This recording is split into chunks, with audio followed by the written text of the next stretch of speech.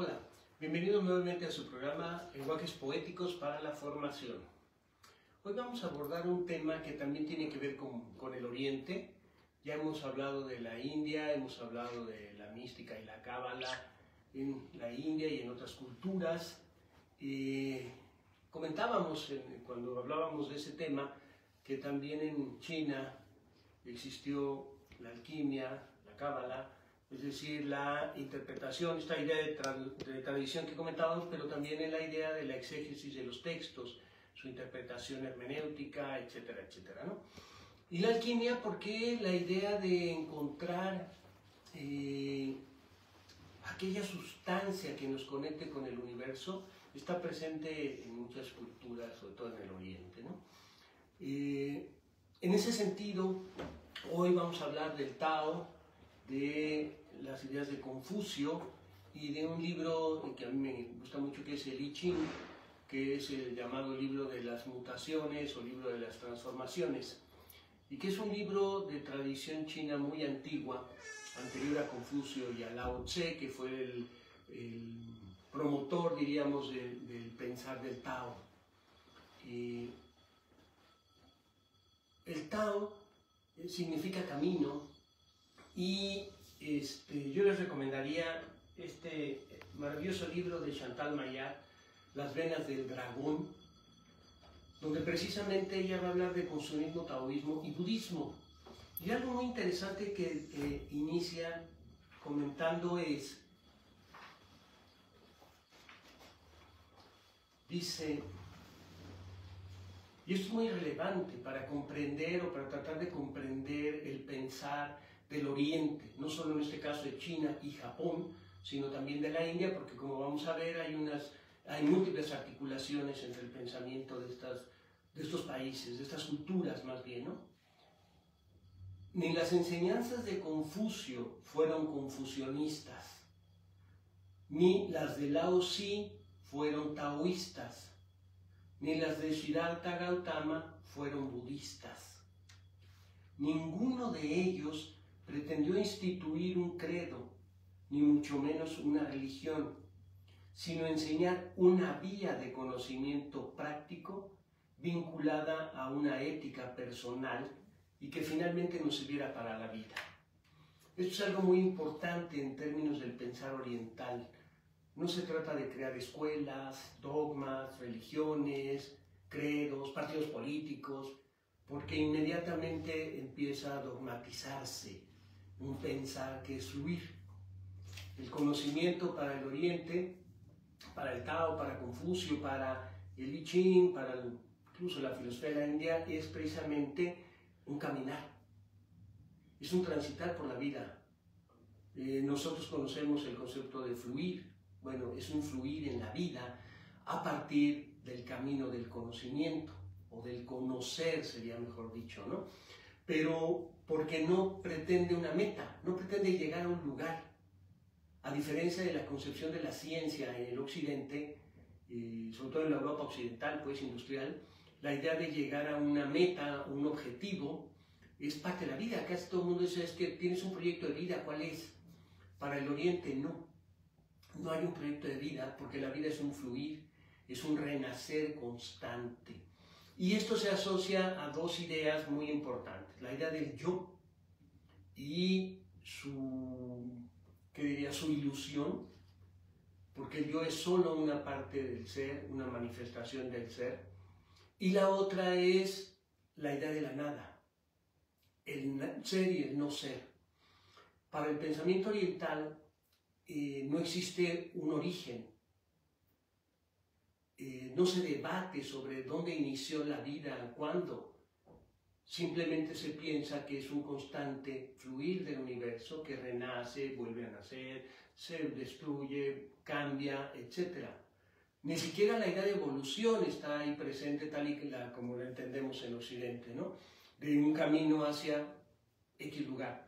No, es surgir, resurgir, recrearse, crearse, volver a morir, fallecer, etc. Y en este sentido, para el pensamiento oriental no existe, bueno, ¿y qué hay antes del Big Bang? Esa pregunta no tiene ningún sentido. ¿Qué hubo antes de la creación del universo? ¿Qué hay antes de la creación de Dios, etcétera? Esas preguntas son vanas, porque no hay nada. Está la nada, precisamente. Pero la nada para el Oriente no tiene el mismo sentido que para nosotros. Ya en algún programa había comentado que la idea de cero, vacío y nada le espantan al Occidente, le dan miedo porque lo llevan a un terreno de lo desconocido. Y por eso está constantemente queriendo encontrar las causas, y una pregunta muy relevante que se hace el Occidente siempre es el por qué. ¿Por qué esto? ¿Por qué aquello? ¿Por qué sucede? Etcétera, etcétera, ¿no? Entonces, estas preguntas, decía, son vanas porque no tienen ningún sentido. La vida es un caminar, y en ese caminar va resurgiendo, renace, etcétera, permanentemente. Es una idea compleja de entender, y aunque sea relativamente fácil en lo racional, hay que colocarse en un plano emocional, afectivo, ético, diferente, cuando uno piensa de esta manera, ¿no? Entonces la idea de camino es una de las ideas más importantes, que sobre todo presentes en el Tao, aunque en el I Ching la vamos a encontrar constantemente. Cabe señalar que el I Ching es un libro que, si bien es más antiguo, a lo largo de los años, o de los miles de años, fue integrando algunas ideas de Lao Tse y algunas ideas de Confucio.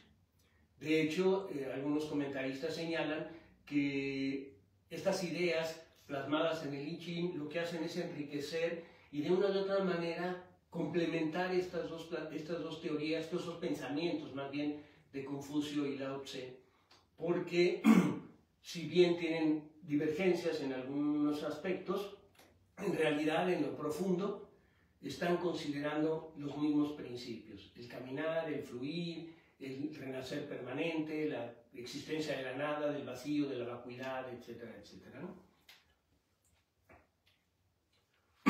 Dice Maylar Chantal: el legado de Confucio, de Chuanzi, de Lao Tzu o de Wingen es aquel del filósofo en su sentido originario, el conocimiento como un tender hacia, nunca cerrado, nunca concluido. Y de ahí el concepto del Tao, que decía es un caminar. El libro principal en el que está plasmado la idea del Tao es un libro precisamente atribuido a Lao Tse, que se llama el Tao Te Ching. Esta edición viene comentada por un sinólogo muy reconocido, Richard Wilhelm, quien también lo tradujo e hizo la traducción del I Ching. Wilhelm fue un sinólogo muy reconocido, uno de los que se compenetró realmente de la cultura y no trató de explicarla a palabras occidentales. Trató de comprender el sentido de un pensar oriental y expresarlo con sus palabras, ¿no? Jung dice precisamente de Richard Wilhelm que le agradece el que le dio a conocer ambos libros, porque eso le permitió romper con toda una serie de convencionalismos sobre lo que en su teoría analítica, psicología analítica, todavía le impedían avanzar. Su idea del inconsciente colectivo, de los arquetipos, se vio enriquecida precisamente a partir de la lectura de ambos. Y de hecho escribe el prólogo de I Ching. Es un prólogo maravilloso, vale la pena leerlo, porque nos muestra otra idea también muy importante y diferente entre Oriente y Occidente: la idea de la causalidad. Para el Occidente todo tiene una causa y la ciencia se fundamenta en ello. ¿Cuál es la causa de que llueva? ¿Cuál es la causa de que salga el sol? ¿Cuál es la causa de etcétera? Entonces siempre hay causa-efecto, causa-efecto. Para el pensamiento oriental no existen causas.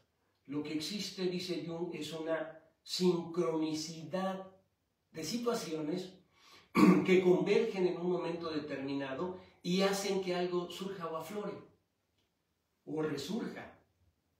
Y en este sentido no son causas, sino un conjunto de condiciones posibles en un momento determinado solamente. Y por eso la vida es irrepetible. No hay posibilidad de que algo vuelva a suceder de nuevo, tal y cual, porque para que converjan esas circunstancias tiene que pasar muchísimo tiempo, ¿no? En ese sentido, el I Ching, en su parte oracular, lo que hace es plantear que esa convergencia de situaciones se pudiera dar en un momento dado. Pero también señala que depende del actuar de los hombres. A diferencia de nuestra idea del horóscopo, mi horóscopo dice que va a pasar esto y va a pasar, para el pensamiento oriental, sobre todo chino, esto solo puede suceder si yo como ser humano hago algo, si actúo de alguna manera. Y al consultar el I Ching lo que uno encuentra es precisamente esa manera de actuar. Bueno, Borges escribió un poema que a mí me parece dar cuenta del I Ching, pero también del pensamiento oriental en su conjunto. Aunque está centrado el poema en el I Ching y se llama Para una versión del I Ching, que sería otra de sus posibles traducciones, ¿no?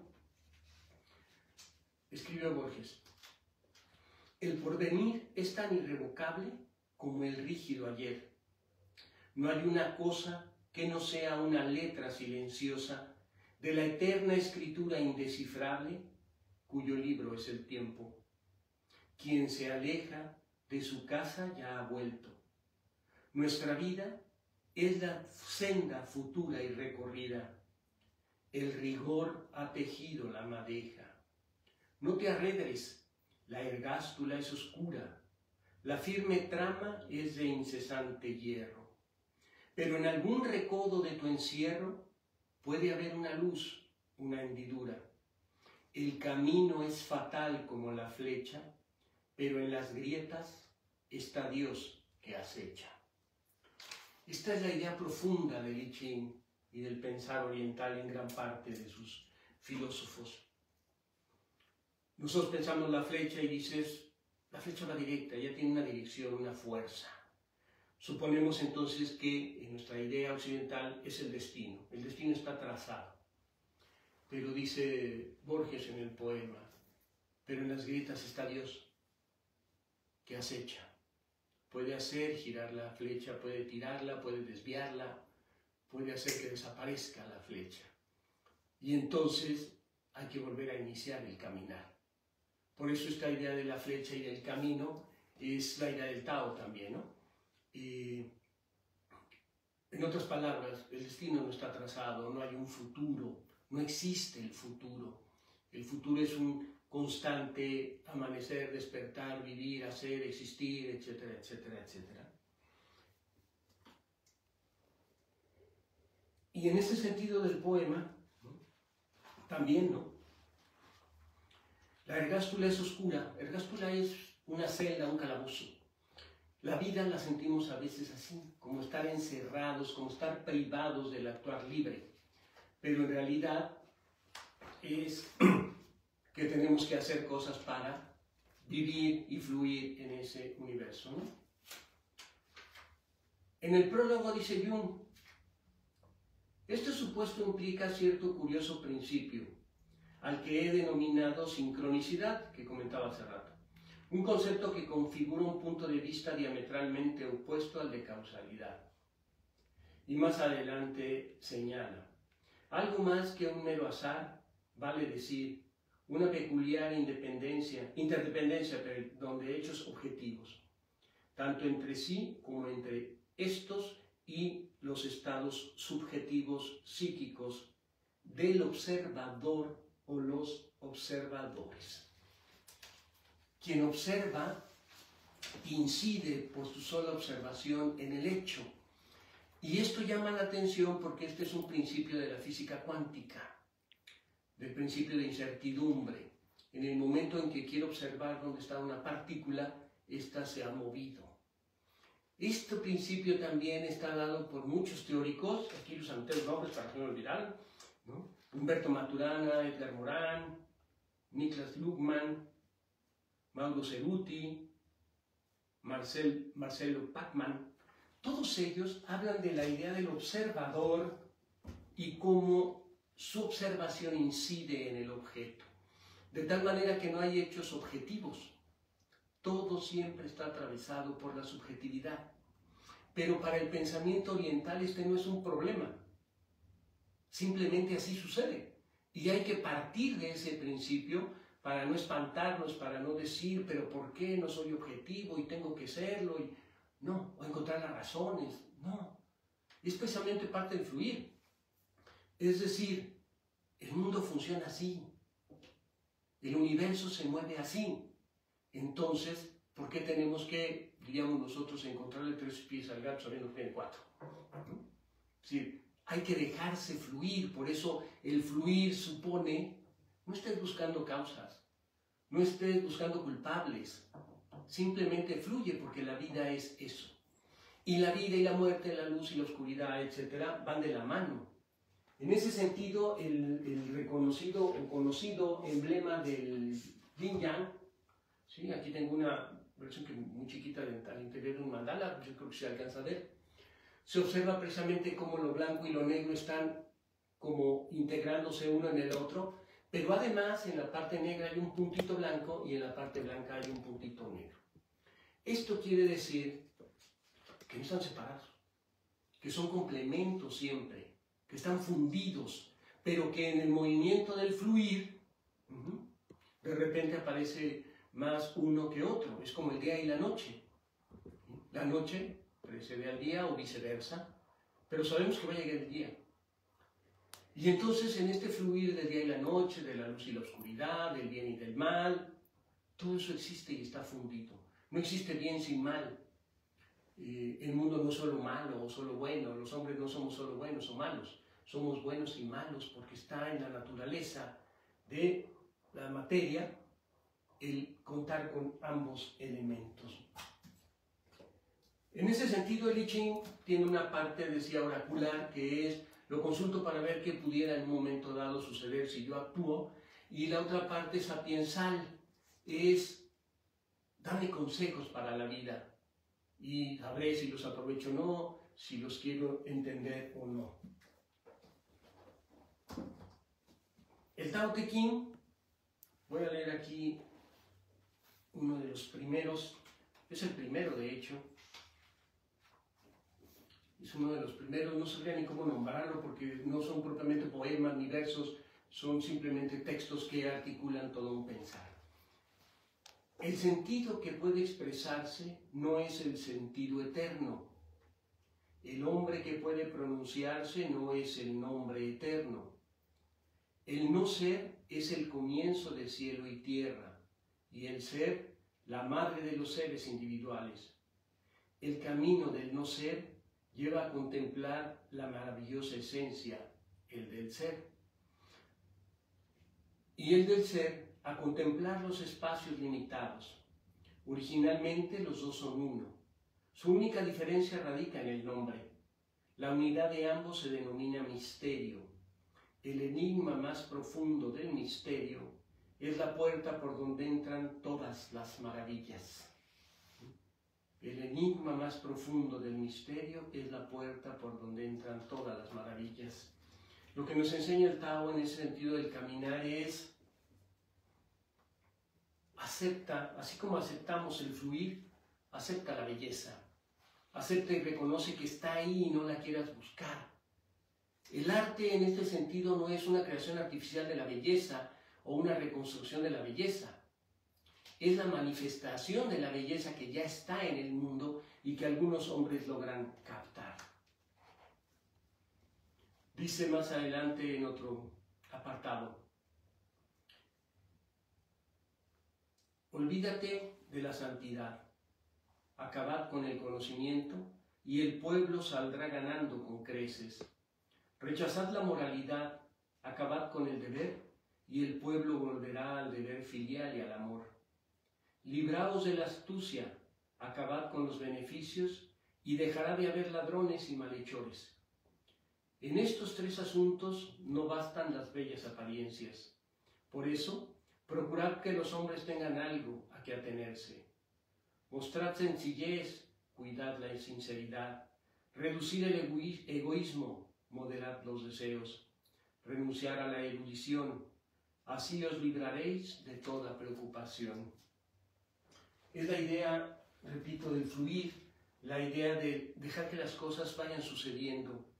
En la sabiduría también de América Latina, de Mesoamérica, en esta sabiduría mestiza nuestra, está presente esta idea. Yo recuerdo mucho a mi abuela y a mi madre decir el tiempo acomoda las cosas. Deja que el tiempo pase. No quieras forzar. Simplemente, si algo tiene solución, se resuelve, y si no la tiene, pues sigue adelante, ¿no? Estas son maneras expresivas de un fluir en la vida. Y recuerdo por ahí algún poema de Nezahualcóyotl que alude precisamente a esta idea de no querer forzar el universo. En otro programa hablaremos de Mesoamérica, sus poetas, su literatura, su arte. También tengo este otro libro, El Zen y la cultura japonesa, de Daisetsu Suzuki. También un libro muy bonito, muy aclarador de lo que es el budismo Zen. Y aquí vale la pena la precisión. El budismo originalmente es de la India. De la India, muchas ideas filosóficas pasaron a China porque había sabios hindús que fueron a China y sabios chinos que fueron a la India. Y hubo intercambio y traducción del sánscrito al chino, del chino al sánscrito y viceversa. Después de China pasaron a Japón. El budismo, cuando llega a Japón, se transforma en budismo Zen. Y la forma más popular que nos llegó a nosotros el budismo Zen, y que a mí me parece no es tan mala, es la del Karate Kid, del famoso señor Miyagi. Ustedes recordarán esas sentencias y esas frases que le decía al muchacho para enseñarle el arte del kung fu, del karate, ¿no? Y la forma de pinta así, etcétera, como diciendo, está en la esencia del movimiento lo que sería la defensa del karate, ¿no? Entonces el niño se desespera hasta que le muestra que en efecto es así. En ese fluir aparece ya la técnica, el conocimiento y el saber. Y Suzuki, bueno, por aquí leo rápidamente algo porque ya el tiempo pasa. Como dice la canción, el tiempo pasa, nos vamos haciendo viejos, ¿no?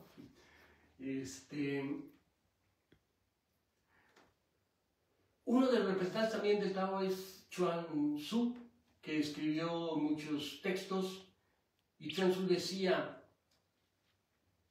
me dormí y soñé que era una mariposa, y al despertar no sabía si era una mariposa o era Chuang Tzu que había soñado ser una mariposa.